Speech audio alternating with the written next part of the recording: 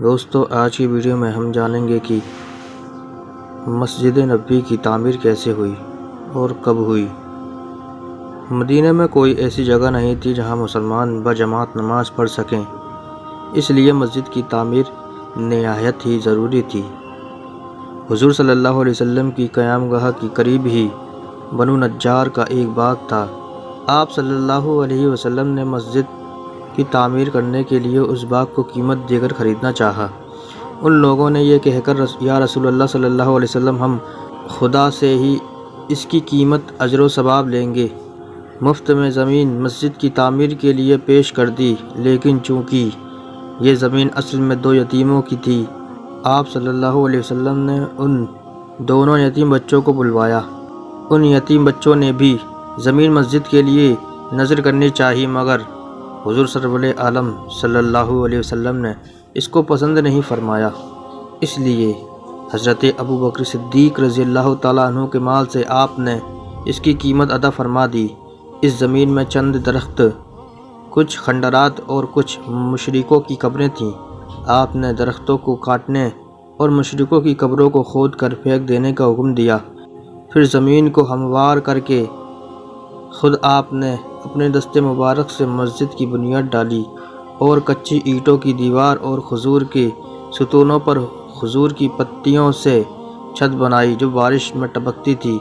اس مسجد کی تعمیر میں صحابہ اکرام کے ساتھ خود حضور صلی اللہ علیہ وسلم بھی اینٹیں اٹھا کر لاتے تھے، اور صحابہ اکرام کو جوش دلانے کے لیے ان کے ساتھ آواز ملا کر، بھلائی تو صرف آخرت ہی کی بھلائی ہے، لہٰذا اے اللہ تو انصار و مہاجرین کو بخش دے۔ اسی مسجد کا نام مسجد نبوی ہے۔ یہ مسجد ہر قسم کے دنیاوی تکلفات سے پاک اور اسلام کی سادگی کی سچی اور صحیح تصویر تھی۔ اس مسجد کی عمارتیں اول طول و عرض میں 60 گز لمبی اور 54 گز چوڑی تھیں، اور اس کا قبلہ بیت المقدس کی طرف بنایا گیا تھا، مگر جب قبلہ بدل کر کعبے کی طرف ہو گیا تو مسجد کے شمالی جانب ایک نیا دروازہ قائم کیا گیا۔ اس کے بعد مختلف زمانوں میں مسجد نبوی کی تجدید و توسیع ہوتی رہی۔ مسجد کے ایک کنارے پر ایک چبوترا تھا جس پر کھجور کی پتیوں سے چھت بنا دی گئی تھی۔ اسی چبوترے کا نام صفہ ہے۔ جو صحابہ گھر بار نہیں رکھتے تھے وہ اسی چبوترے پر سوتے بیٹھتے تھے، اور یہی لوگ اصحاب صفہ کہلاتے ہیں۔ مسجد نبوی کی متصل ہی آپ صلی اللہ علیہ وسلم نے ازواج مطہرات رضی اللہ تعالیٰ عنہم کے لیے حجرے بنوائے۔ اس وقت تک حضرت بی بی سودا اور حضرت عائشہ رضی اللہ تعالیٰ عنہما نکاح میں تھیں، اس لیے 2 ہی مکان بنوائے۔ جب دوسری ازواج مطہرات آتی گئیں تو دوسرے مکانات بنتے گئے۔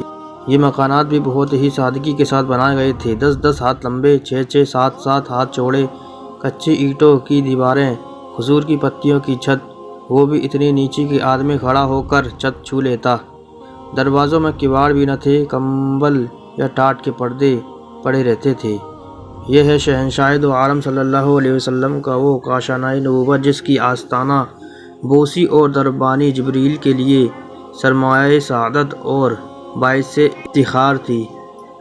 کون شہنشاہ کونین جس کو خالق کائنات نے اپنا مہمان بنا عرش اعظم پر مسند نشین بنایا، اور جس کے سر پر اپنی محبوبیت کا تاج پہنا کر زمین کے خزانوں کی کنجیاں جس کے ہاتھوں میں عطا فرما دی، اور جس کو کائنات عالم میں قسم قسم کے تصرفات کا مختار بنا دیا، جس کی زبان کا ہر فرمان کن کی کنجی، جس کی نگاہ کرم کے ایک اشارے نے ان لوگوں کو جن کے ہاتھوں میں اونٹوں کی مہر رہتی تھی، انہیں اقوام عالم کی قسمت کی لگام عطا فرما دی۔ وہ تاجدار رسالت جو سلطان دارین اور شہنشاہ کونین ہیں، ان کی حرم سرا کا یہ عالم، اے سورج بول اے چاند بتا، تم دونوں نے اس زمین کے بے شمار چکر لگائے ہیں، مگر کیا تمہاری آنکھوں نے ایسی سادگی کا کوئی منظر کبھی بھی اور کہیں بھی دیکھا ہے؟